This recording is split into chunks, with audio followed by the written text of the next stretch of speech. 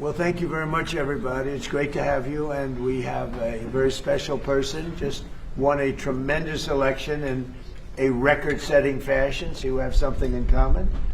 And I was very proud and honored to endorse the Prime Minister because of the fact that I felt she was really good. I thought she did a fantastic job. I respect her a lot, so I gave her an endorsement. And she had the most successful election, in my opinion, in the history of Japan, won by the most ever. So we have a very popular, powerful woman, and she's a great woman. We have a very fine relationship, and we're going to be talking about trade and many other things. And it's an honor to have you. Thank you very much. 皆様ありがとうございます。本日は非常に特別な方にいらしていただいております。歴史的な選挙の圧勝ということで、私と共通するものがあると思います。私たち素晴らしい絆を持っておりまして、だからこそ私の方からも応援のメッセージを出させていただきました。素晴らしい人であり、私も心から尊敬している方です。日本の歴史上最も素晴らしい選挙で圧勝したということで人気の高い女性であり、すごい方だと私も思っております。本日に関しては貿易その他の課題について多く話をする予定です。Thank you for inviting me to the White House today. Thank you. My visit is timely,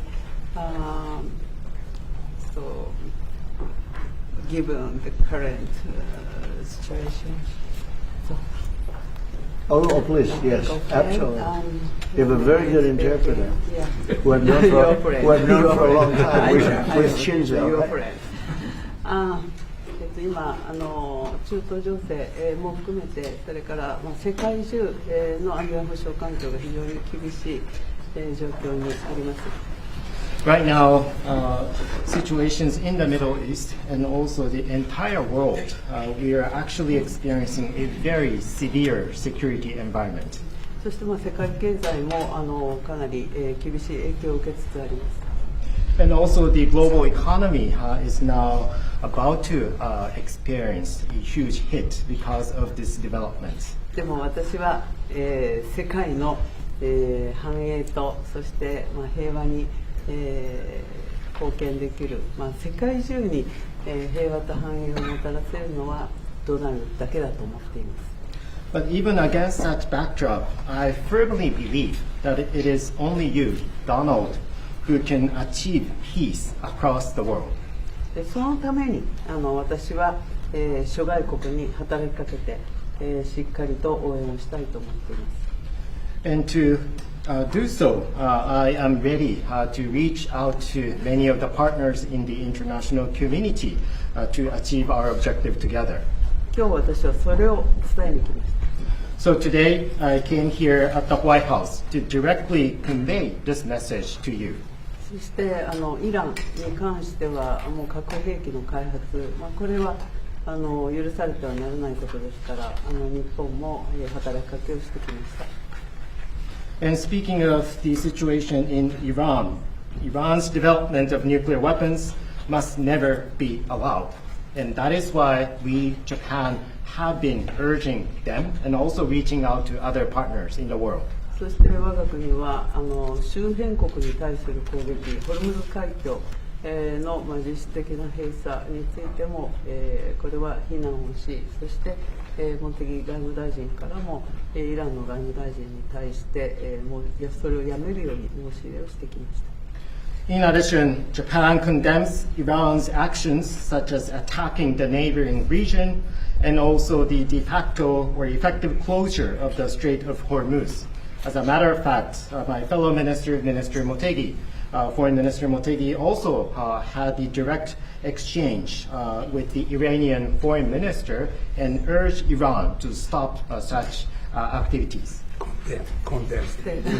Yeah, you let me know. You can let me know. それでとにかく今中東だけじゃなくてインド太平洋の安全保障環境も大変厳しい中にあります。そんな中でドナルドが日本に深い信頼を寄せてくれて、揺るぎない同盟にコミットメントしてくれていることに感謝をいたしております。And also the security environment in the Indo-Pacific region is also becoming increasingly severe. Donald, you have shown deep trust in Japan and also the unwavering commitment to the Japan-US alliance. Once again, thank you very much for that. 今日は日本とアメリカが共に強く豊かになっていくための話し合いをしたいと思っています。And today, I look forward to having a discussion on how we can cooperate to make our two nations, both Japan and the United States, stronger and more prosperous. それから世界のエネルギーマーケットを落ち着かせるための提案も、持ってまいりました。And I also brought specific proposals to calm down the global energy market. でこの後主に、経済安全保障、重要鉱物ですがエネルギーに関する協力、そしてお互いに強い経済を作るための、成長のための話し合い、経済成長のための話し合いをしたいと思っています。Thank you. So today, I really look forward to having our discussion, particularly focusing on our collaboration in economic security in the important areas such as energy and rare earth minerals. And also, I look forward to discussing with you how we can make our two economies stronger moving forward. Thank you very much. Thank you very much, and you're doing a great job. Again, congratulations on the biggest win in the history of Japan. That's not bad. That's a pretty long history. That's a large nation with a great reputation, but it's a tremendous victory. Congratulations to everybody. Very proud of you. Very proud of you. We've become friends, and I'm very proud of the job you've done. It's not easy. Any questions, please? Mr. President, are you fully satisfied with the level of support that you're getting from Japan on Iran, including around minesweepers? Well, we're going to be speaking about it today. Go ahead, you can go.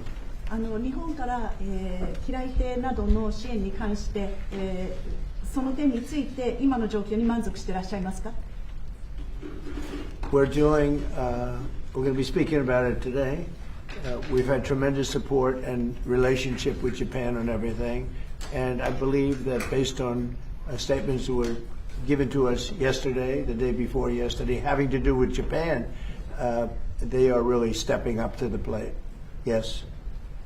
非常に日本政府から素晴らしい支援も受けていると思います。おとといのコメントから、日本からはそれに対して非常に力強いメッセージを得ていると私は思っています。Unlike NATO. NATO とは全く違いますね。Please. Mr. President, do you intend to lift sanctions on Iranian oil, and do you intend to potentially put U.S. troops or more troops in the region? No, I'm not putting troops anywhere. If I were, I certainly wouldn't tell you. But I'm not putting troops, and we will do whatever is necessary to keep the price as low. I actually thought when I did this, look, the Dow just hit 50,000 a couple of weeks ago. They said that couldn't happen for 4 years. It wouldn't happen in my term. It's such an outrageous thing because I said it would happen. I didn't know it was going to happen that fast, but it just hit 50,000, and we did that in 1 year, not 4. S&P had just hit 7,000. They said that was even more impossible than the Dow hitting 50, and we did that in 1 year. So it's all done. Everything was going great. The economy was great. Oil prices were very low. Gasoline was dropping to, we had $1.99, $1.85. We had great everything. And I saw what was happening in Iran, and I said, I hate to make this excursion, but we're going to have to do it. And I actually thought the numbers would be worse. I thought that it would go up more than it did. But we're doing this excursion, and when it's completed, we're going to have a much safer world. And the Prime Minister agrees with me on this. He considers it to be terrible what Iran did. I think every country does, just about every country does. Iran is a serious threat to the world, to the Middle East and to the world. And everybody agrees with me. I think virtually every country agrees with me on that. So I wanted to put out that fire. And I said, if we do that, oil prices will go up, the economy will go down a little bit. I thought it would be worse, much worse, actually. I thought there was a chance it could be much worse. It's not bad, and it's going to be over with pretty soon. We've obliterated their Navy. We've obliterated their just about everything there is to obliterate, including leadership. The Navy's gone, their Air Force is gone, their anti-aircraft equipment is gone. We're flying wherever we want, Pete. We have nobody even shooting at us. They have, and as you know, their leadership is gone. Their leaders are gone. They pick new leaders, they're gone. They pick new leaders, they're gone. And now they're looking for new leaders again. We can take out the island anytime we want. I call it the little oil island that sits there, so totally unprotected. And we've taken out everything but the pipes. We left the pipes because to rebuild the pipes would take years for them to do. But I would say we are substantially ahead of schedule. And I had to do this. I call it an excursion. I had to take this little excursion and do something that no other president had the courage to do. And everybody wanted to do it, but they never had the courage to do it. And I don't blame them. I'm not blaming them. It was left to me, and we've done a great job. Our military is incredible. We have an incredible military. We have the strongest military in the world by far. We have the greatest equipment in the world by far. In fact, Japan buys our equipment, buys a lot of it, and we're honored by that. And that's one of the things we'll be talking. They want to buy a lot of the military equipment. So it's just an honor to have the Prime Minister. We've had a tremendous relationship. Okay. Mr. President. I think she's going to have to go first before you. Is that okay? You understand? It's very good, I tell you. I mean, it's so nice that we don't have to sit. No, it's very good. I haven't picked up your language, so the next time you come, I'll have your language mastered. All right, go ahead. If the war is almost over, why is the Pentagon going to ask Congress for an additional $200 billion? Well, we're asking for a lot of reasons beyond even what we're talking about in Iran. This is a very volatile world, and the military equipment, the power of some of this weaponry is unthinkable. You don't even want to know about it. Oh, you could end this thing in 2 seconds if you wanted to, but we are being very judicious. What we want to do, don't forget, Biden gave away, I rebuilt the military in my first term. Biden gave away so stupidly to Afghanistan a lot. He didn't want to move it. He was too lazy, too stupid to move it. But it was a very small amount. It was a lot, but it was very small relative to what I purchased and what I built. We want to have vast amounts of ammunition, which we have right now. We have a lot of ammunition, but it was taken down by giving so much to Ukraine. They gave so much. Biden gave $350 billion worth of cash and military equipment to Ukraine, and he didn't rebuild anything. Fortunately, we have a lot. We have a tremendous, unlimited supply of what you'd call middle and upper middle armaments and military equipment, munitions, armaments, but munitions in particular. At the high end, we have a lot, but we're preserving it. We don't really need it, but we're building. Our manufacturers of military equipment are building at a level they've never seen before. They've never done before. Pete's in charge of it with all of us, really. But Pete's been very, very strong on it. The general and Pete, myself, the whole group. And Raytheon is building 4 factories. Lockheed is building 5 or 6 factories, and they're building them fast. Because we had a very tough meeting with them. They were going out and buying back stock for $51 billion in one case. They spent $51 billion buying back stock. Now they're not allowed to do that. And they are now building a tremendous, there's never been anything like it, what's taking place right now. So we're in very good shape, but we want to be in the best shape we've ever been in. We were that, when I rebuilt the military, we were in great shape, and then Biden blew it. And he didn't do anything. He didn't do anything. And if you listen to the Democrats, they don't even want to have a military. Now you see how important it is.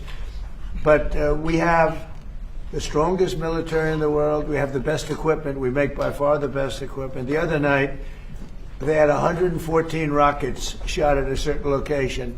And out of 100 highly sophisticated rockets, out of 114 sophisticated rockets, every single one of them was shot down. with our equipment, all our equipment. It's amazing, actually, how good it is. So we want to be sure, and it's a small price to pay to make sure that we stay tippy-top.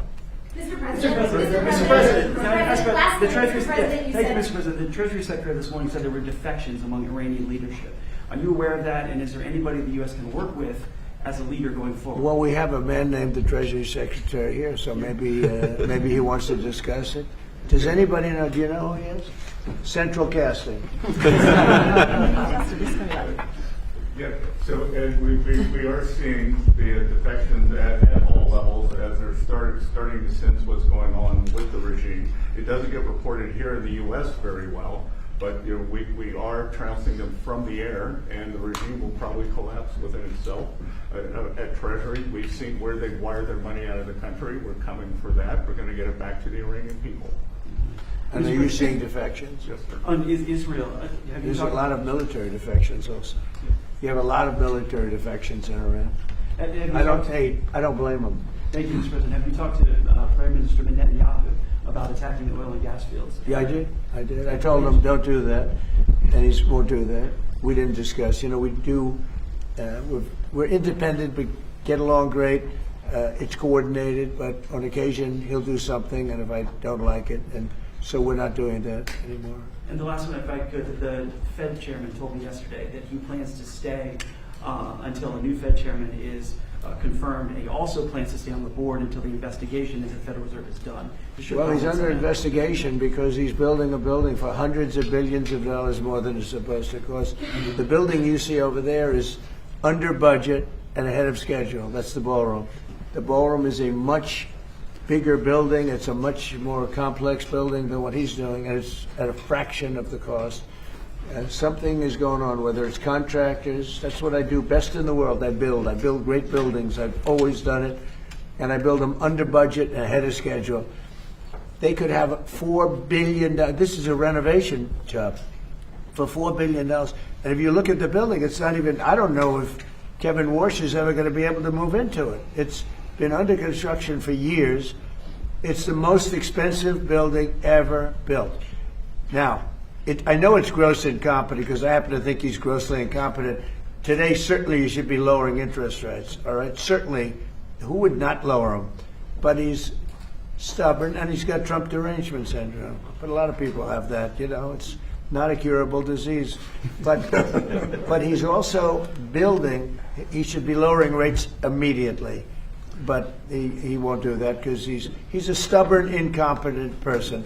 And that's a bad thing. You know, when you're stubborn and incompetent, I think it's the worst combination. And he's also not a smart person. But he's building a complex over there that's under his jurisdiction. He started it, and it's out of control. It's billions of dollars for a little building. I could have done that building and made it beautiful for $25 million. $25 million, and it would have been beautiful. Look what I've done at the White House, fixing it up, and I mean the place was in bad shape. You see the floors and everything; it was in bad shape. I could have made that building beautiful for $25 million. They're spending $4 billion. All right, so it's there is criminality. Maybe it's with the contractor, but. Because I know more about contractors than any human being maybe that's ever lived. But that contractor is a very rich man. Whoever the contractor is, and we know, but whoever the contractor is an extremely rich man. He's going to make, I mean, he could make billions of dollars. I'm hearing numbers from $3 to $4 billion. That would make it the most expensive building on a square foot basis ever built in history. And you're not even building a building, it's a renovation. The exterior skin is staying, the steel is staying, the structure. So all I want to do is bring out to the public that this guy is an incompetent, he's a very incompetent guy, and he may be a dishonest guy, but somebody's dishonest because there's no way that building could be $3 to $4 billion. Mr. President, Please. Mr. President, you just mentioned Japan. This looks like one of your people, right? Thank you. Is he good or bad? Good. Is he a good reporter or bad? You know? So. Not a, all right, looks like a nice guy. Go ahead. Mr. President, you just mentioned Japan is stepping up. What kind of the support do you expect from Japan in the future? Look, I expect Japan to step up because, we have that kind of relationship. And we step up with Japan. We have 45,000 soldiers in Japan. We spend a lot of money on Japan. And we've had that kind of a relationship. So I'm not surprised that they would step up. We don't need much. We don't need anything. I mean, honestly, we don't need anything from Japan or from anyone else. But I think it's appropriate that people step up. In the case of Japan, I hear they get more than 90% of their oil through the strait. So that's a big reason to step up. I mean, we've demolished, that country is close to demolished. The only thing is the strait. It's very hard. You could take two people and they could drop little bombs in the water and they're holding things up. We don't want that to happen. But honestly, Japan, China, Europe, parts of Europe, get a lot of their oil through the strait. We get none, practically. We're less than 1%. We don't have to be any percent. We don't even, I think we do it just to be nice. But we think of it, we don't use the strait. We're defending the strait for everybody else. And then in the case of NATO, they don't want to help us defend the strait, and they're the ones that need it. But now they're getting much nicer because they're seeing my attitude. They're getting much nicer. But as far as I'm concerned, it's too late. UK wants to send aircraft carriers now. And I said, I want the aircraft carriers before the war. I don't want them after the war is won. They want to send me aircraft carriers after the war is won. There's practically nobody to shoot at them. Their missile count is down. Maybe you could discuss it by about 90-something%. The drones are way down, and the factories are being demolished. Maybe. Yes, sir. Our missiles being shot are down over 90% since the beginning. One-way attack drones down 90% since the beginning, which is a reflection of overwhelming firepower. But you mentioned the most important part, Mr. President. Their defense industrial base. If you can't make more of it in the future, then you have a limited supply. And so we're going after all of their defense contractors that make all of their exquisite weapons and ensuring that even if they wanted to rebuild more launchers or more missiles, they couldn't in the future. And that's a level of devastation for their military that they've never seen before. So we have, in literally 2 weeks, we've demolished their Navy, their Air Force. All technology is gone. All communication is gone. And all of the leaders are gone. Other than that, they're doing quite well. Okay, how about one more question for the Prime Minister? Let me pick a beautiful-looking person from Japan. A question for the Prime Minister. Go ahead. Yeah, sure. Oh, he doesn't believe he's beautiful. Oh, he's sounding shy. Go ahead, please. Of course, no. Japan and U.S. are very good friends, but. One question, why didn't you tell U.S. allies in Europe and Asia like Japan about the war before attacking Iran? So we are very confused about we Japanese citizens. Well, one thing, you don't want to signal too much. When we go in, we went in very hard, and we didn't tell anybody about it because we wanted surprise. Who knows better about surprise than Japan? Okay, why didn't you tell me about Pearl Harbor? Okay, right?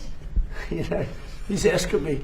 Now you believe in surprise, I think much more so than us, and we had to surprise him, and we did. And because of that surprise, we knocked out the first 2 days. We probably knocked out 50% of what and much more than we anticipated doing. So. If I go and tell everybody about it, there's no longer a surprise, right? Okay, one more for the Prime Minister. Are you going to for the Prime Minister? Yes. Go ahead for the Prime Minister. Thank you very much. Japan's TG Press. Japan's biggest concern is China. Now they are giving us export control and very harsh. Terms to criticize us. So will you plan to bring out relationship between Japan China while you were there. Yeah. Well, I'll be going to China very quickly, but I think I'd really like to have the Prime Minister talk about China because I know they have a little bit of an edgy relationship, and I'd just like to know where it stands, how you're doing with China. So, please. で日本はいつも中国に対してオープンです。会話はオープンにしています。それから冷静に対応しています。でとにかく米中関係も含めてですね、これが地域の安定、それから世界のサプライチェーン、これに貢献するものであることを願っています。日本は常にオープンです。So first of all, Japan has been consistently open to dialogue with China. And also, second, we have been addressing our relations with China in a calm manner. And also speaking of the U.S.-China relationship, my sincere hope is that the relationship will be something conducive for regional security and also ensuring the global supply chain in the world. Once again, I would like to reiterate that Japan has been consistently open to dialogue with China. And I think we're going to have a great trip. The trip has been postponed for about a month and a half. It's been reset, and we look forward to it. And I'll be speaking Japan's praises when I'm in China with President Xi. But we're going to have some good talks today. And I think mostly about trade, because they want to do a lot of trade. They're a tremendous purchaser of our energy, our oil, gas from, in particular, Alaska.